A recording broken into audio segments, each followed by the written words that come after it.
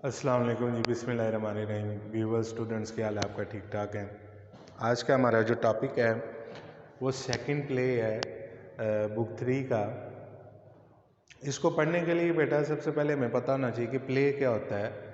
Play की definition यहाँ पर लिखी हुई है। A play is a work of drama usually consisting of dialogue between characters and intending for theatrical performance rather just reading. तो यहाँ पर हमें पता चलता है कि जो प्ले है उसके लिए करैक्टर्स होते हैं जो आपस में डिस्कस करते हैं, डायलॉग्स बोलते हैं। उसको खाली रीड नहीं किया जाता बल्कि उनका मकसद होता है प्ले के लिखने का कि उसको स्टेज पर सामने एक स्पेक्टिकल, एक नज़ारे के तौर पर पेश किया जाए और लोग जो है उसे महसूस हों और उसको ज़्यादा फील करें, इंजॉय करें। इसके अलावा जी किसी भी प्ले के 6 एलिमेंट्स होते हैं, ऐसे एलिमेंट्स जिनके होने से ही वो प्ले या ड्रामा बनता है। सबसे पहला जी प्लॉट। प्लॉट कहते हैं स्टोरी को।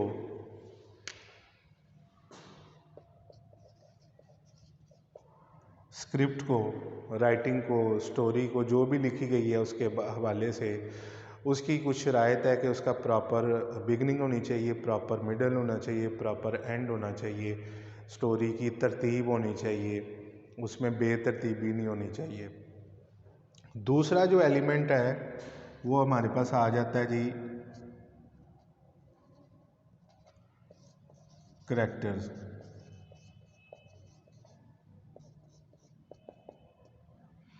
कि करैक्टर्स का होना, किरदारों का होना बहुत ज़रूरी है किसी भी ड्रामे को बनाने के लिए, ताकि वो जब आपस में डायलॉग्स बोलें तो हमें उनकी स्टोरी की, उसके जो मकसद है उसकी समझ आनी चाहिए। और थर्ड यहाँ पर हमारे पास जो एलिमेंट है वो है थीम, आइडिया। आइडिया जो थीम है वो बहुत अच्छा होना चाहिए, जिससे कुछ ना कुछ सोसाइटी को एक अच्छा मैसेज मिले। चौथा जो उसमें एलिमेंट आ जाता है वो है हमारे पास लैंग्वेज। लैंग्वेज जो है ना वो काफ़ी अच्छी होनी चाहिए, अलग किस्म के डायलॉग्स होने चाहिए जिससे लोगों की जो इमोशंस हैं उनको तक़वियत मिले। और अगर बैड सिचुएशन है तो वो बैड फील करे, अगर कॉमिक सिचुएशन है तो वो कॉमेडी को फील करें। इसके बाद है जी हमारे पास पांचवा एलिमेंट, ये है जी म्यूज़िक या रिदम। ड्रामे के लिए आपको पता ही है, जब अच्छा म्यूज़िक पीछे बजता हो किसी सिचुएशन पर तो इंसान के जो जज्बात है वो ज़्यादा उभर कर आते हैं। विदाउट म्यूज़िक हमें वो बिल्कुल एक फीकी सिचुएशन लगेगी। और जो आखिरी यानी सिक्स्थ एलिमेंट है किसी भी ड्रामे का वो है उसका स्टेज, या जिसको हम स्पेक्टिकल भी कहते हैं। नज़ारा, स्टेज सेटिंग जो है उनका होना बहुत ज़रूरी है। जो भी सिचुएशन है उसके मुताबिक वहाँ पर फर्नीचर, वहाँ पर वो ऑब्जेक्ट्स का होना बहुत ज़रूरी है। इसके बाद जी इस पोइट, इसका जो प्ले राइटर है, ड्रामेटिस्ट है, उसके बारे में थोड़ा पढ़ लेते हैं। गोरे वाइडल उसका नाम है। 1925 में उसकी पैदाइश हुई, 2012 में उसकी डेथ हो गई। A famous play writer and novelist, बहुत मशहूर जो था वो ड्रामेटिस्ट भी था और नावलिस्ट भी था। इसके साथ साथ वो an active politician of his era, अपने दौर का एक बहुत ही एक्टिव किस्म का पॉलिटिशियन था। कैलिफोर्निया या और भी 2-3 स्टेट से उसने इलेक्शन लड़े थे। इसके बाद जी इसकी थीम्स को डिस्कस कर लेते हैं। थोड़ा सा इंट्रोडक्शन भी पढ़ लेते हैं इसका। Visit to a small planet, planet से मुराद यहाँ हमारी जो अर्थ है उसका जिक्र हो रहा है। तो उसको देखे उसने स्मॉल का है, तंज किया है राइटर ने कि हम अपने आप को बहुत बड़ा समझते हैं, बहुत 30 खान समझते हैं, लेकिन हम अभी भी बहुत स्मॉल है। और वैसे भी रियलिटी में भी जो उसकी फ़िज़िकल स्ट्रक्चर है उसके हवाले से भी हमारी जो अर्थ है, हमारा जो प्लैनेट है, वो बाकी प्लैनेट्स या बाकी जितने भी यूनिवर्स में जितनी भी गैलेक्सीज हैं उनके मुकाबले में बहुत छोटा है। तो विज़िट पर आया जी यहाँ पर क्रीटॉन। क्रीटॉन आता है विज़िट करने जो कि एक एलियन है, वो किसी और प्लैनेट से आया है यहाँ पर विज़िट करने। इसका विज़िट करने का मकसद ये है कि लोगों को, ह्यूमन बीइंग्स को और उनकी सिविलाइजेशन को और इस अर्थ को वो स्टडी करे। इसके बाद दूसरा करैक्टर है जी रॉजर स्पेल्डिंग। रॉजर स्पेल्डिंग जो है वो टीवी होस्ट है, एंकर है, जो न्यूज़ सुनाता है आकर टीवी पर। यहाँ से इसी से जो है इसी के डायलॉग से प्ले शुरू होता है। दूसरा करैक्टर है जी एलन स्पेल्डिंग। एलन स्पेल्डिंग इसकी बेटी है। बेटी जो है उसका अफेयर चल रहा है जॉन रूडोल्फ से। जॉन रैंडोल्फ जो है ये दोनों आपस में शादी करना चाहते हैं, जबकि जो इसका फादर है रॉजर स्पेल्डिंग वो इसको अपोज करता है, मुखालफत करता है, और जो मिसेस स्पेल्डिंग है वो इसके हक में है। उसके बाद है जी मिसेस स्पेल्डिंग। मिसेस स्पेल्डिंग जो है वो उसकी बीवी है रॉजर स्पेल्डिंग की, जो कि एक काफ़ी फ़नी करैक्टर है, क्योंकि ये बार बार एक ही डायलॉग रिपीट करती है कि उसको अपने रोज़ गार्डन की फ़िक्र होती है। जब क्रीटान जो है वो मिसेस स्पेल्डिंग के रोज़ गार्डन पर अपने स्पेसशिप को लैंड करता है, तो इस चीज़ को वो बड़ी वरीड हो जाती है इसके हवाले से। जॉन रैंडोल्फ जो है वो उसके बाप का कारोबार है, फार्म हाउस है वॉलनट्स का, अखरोट का, उसको ये अपने बाप के बाद जो है वो लुक आफ्टर करने की कोशिश में होता है। जनरल पावर्स जो है ये एक नेशनल गार्ड जो है अमेरिकन, उसका ऑफिसर है। ये इसमें पेट्रियाटिज़म भी है, ये प्रमोशन भी चाहता है, और ये जो है पेट्रियाटिज़म का एक सिंबल है इस प्ले में। और एक स्टीरियोटाइप्ड आर्मी ऑफिसर है, क्योंकि जो गोरे वाइडल है उसने अपने अक्सर प्लेज में, नावल्स में क्रिटिसाइज़ किया है अपनी आर्मी को बहुत ज़्यादा, कि वो जंग को मुसल्लत कर देती है दूसरी कंट्रीज़ पर अपने पर्सनल इंटरेस्ट के लिए। इसके बाद जी हम आ जाते हैं जनरल पावर्स पर। जो इसका एड है, असिस्टेंट है, एड का मतलब वैसे भी असिस्टेंट ही होता है, तो ये इसको हेल्प आउट करता है, इससे ऑर्डर्स लेता है, मुख्तलिफ इम्प्लीमेंटेशंस करता है।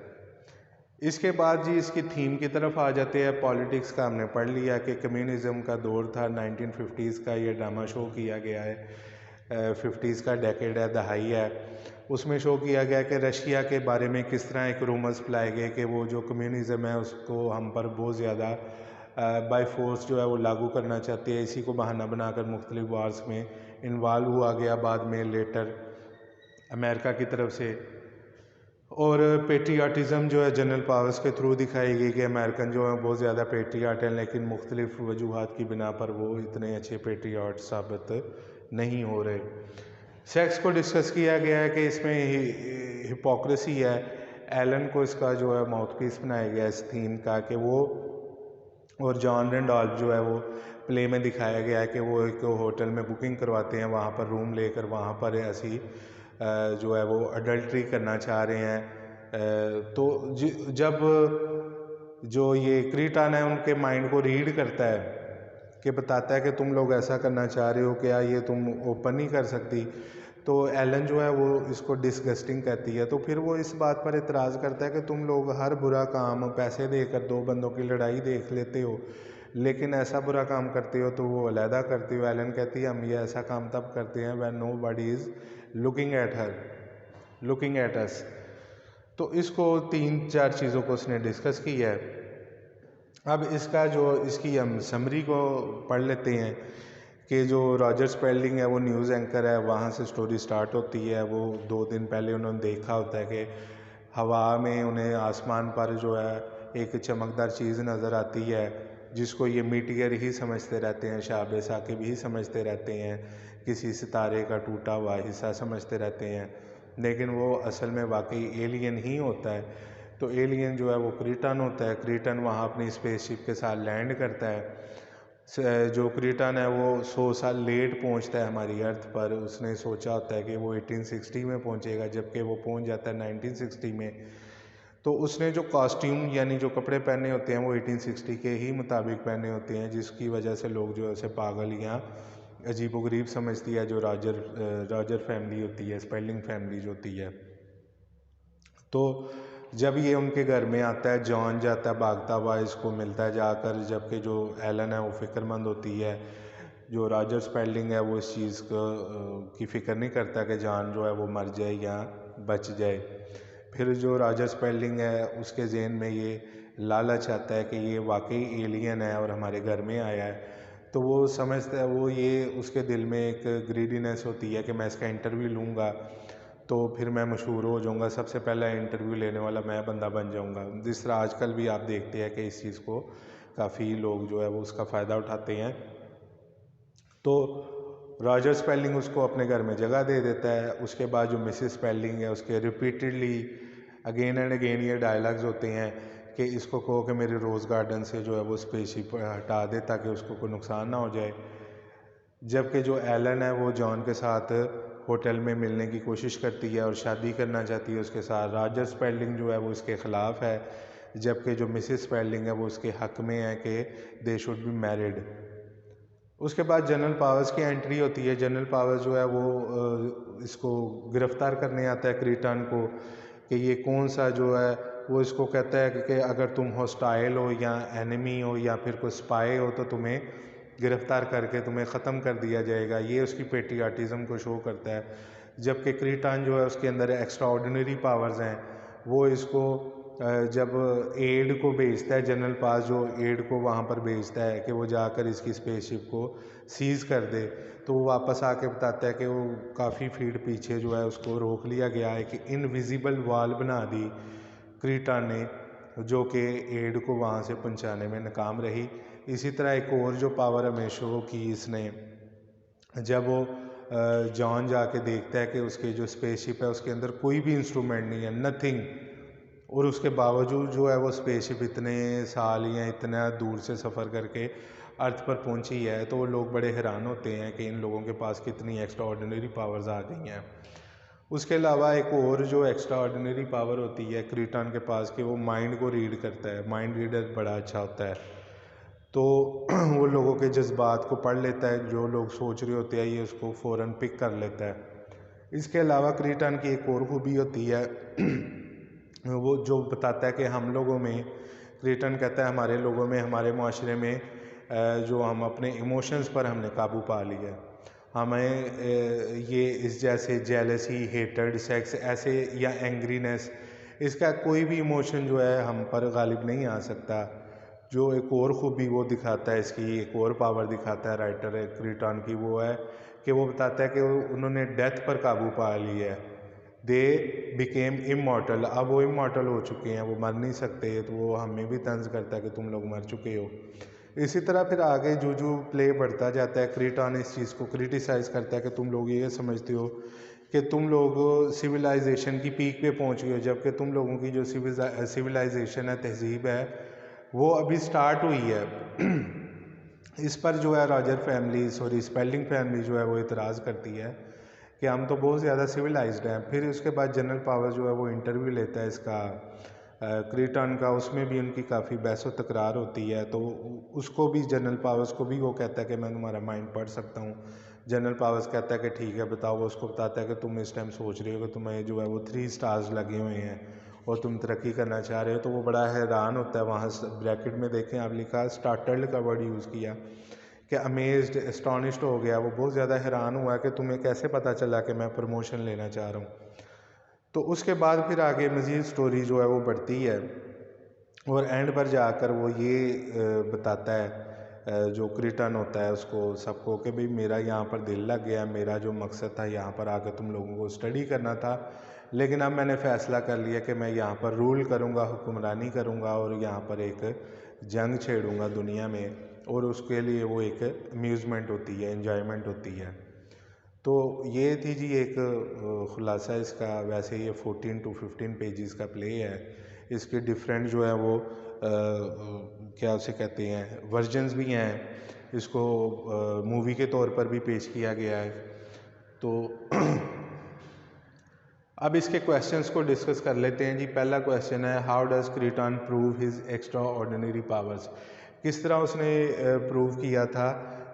Bye showing them that he can read minds and they have control the death phenomena. Death का जो काम है उस पर इन्होंने काबू पा लिया हुआ है। इसके अलावा इसकी एक और पावर थी कि he can create an invisible wall around him. और इसी तरह वो माइंड को भी रीड कर सकता है, डेथ पर काबू पा लिया। They can also control their emotions, वो अपने इमोशंस पर भी काबू पा सकते हैं। इसके बाद है जी what is the purpose of Kreton's visit, Kreton आया क्यों था? To study the human beings and their civilisation, वो इस मकसद के लिए आया था कि ह्यूमन बींग्स को, अर्थ को और उनकी सिविलाइजेशन को वो स्टडी करे। इसीलिए तो उसने बताया था हमें कि आपका मतलब जो कॉन्टिनेंट्स के हवाले से बताया, और कहता है जी बहुत ज़्यादा यहाँ पर मोस्टली जो अर्थ पर पानी है, और हमें पता है कि 70% है। एक आपका चांद है, मून है, एक जो है वो सन है, सूरज है। उसके बाद जी थर्ड क्वेश्चन है how much advanced the civilisation of Kreton than that of earth, कि हमारी ज़मीन से क्रीटॉन की जो प्लानट है उनकी सिविलाइजेशन कितनी एडवांस है? बहुत ज़्यादा एडवांस है। Because they can control their emotions, वो अपने इमोशन पर काबू पा सकते हैं। उनके अंदर हेटर्ड नहीं है, उनके अंदर मैलिस नहीं है, प्रेजुडिस नहीं है, और उनको गुस्सा नहीं आता। ये सारे मामलात हैं जिनकी वजह से वो ज़्यादा सिविलाइज्ड है। Can people of the earth compete with those of Creton? No, people of the earth cannot compete with those of Creton. कि हमारे जो लोग हैं अर्थ पीपल हैं वो उनके साथ compete नहीं कर सकते, क्योंकि वो माइंड को भी रीड कर लेते हैं और वो इमॉर्टल हैं। उसके बाद क्वेश्चन है जी how damaging is violence in life, ज़िंदगी में वायलेंस कितनी ज़्यादा डैमेजिंग, नुकसानदेह होती है। वायलेंस ही आपस में नफ़रत, जेलसी पैदा करती है। वायलेंस की वजह से ही आपस में रिलेशन ख़राब होते हैं, इसलिए बहुत ज़्यादा डैमेजिंग है हमारी लाइफ या सोसाइटी के लिए। What type of life do you foresee in the year 5000, 5000 साल में आप कैसी ज़िंदगी देखते हैं? हम यही ज़िंदगी देखते हैं कि शायद ये जो लोग है नई एक मखलूक जो है वो भी आकर हम पर कब्ज़ा कर सकती है, जो ऐसे लोग हों जिनको मौत नहीं आती, या जो माइंड्स को रीड कर सकती हैं। तो इस किस्म की कि मे भी हमारे पास जो है वो ऐसी कार्स हों जिस तरह क्रीटन के लोगों के पास है, कि वो उनके पास ऐसी कार हैं जो उड़ सकती हैं और वो बड़ी इजीली जो है वो ट्रैवल करते हैं स्पेस में। तो शायद 5000 में जाकर इंसान भी जो है वो ट्रैवल करें स्पेस में, आम लोग भी जा सके स्पेस में।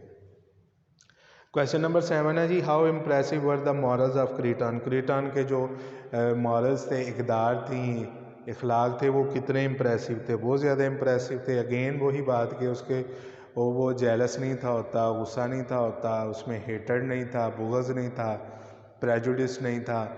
इसके साथ साथ उसकी जो बाकी क्वालिटीज़ थी कि वो बड़ा पोलाइटली डिस्कस करता था बात को, उसमें बड़ी ज़्यादा इखलाकियात थी। What is the role of general pass in the play में जनरल पार का क्या रोल है? उसका रोल है एक प्रोटेक्टर, एक डिफेंडर के तौर पर, लेकिन वो ऐसा शख्स जो उसके साथ साथ प्रोग्रेस भी करना चाहता है, तरक्की भी करना चाहता है। वो बेसिकली डिफेंड कर रहा है अमेरिका को।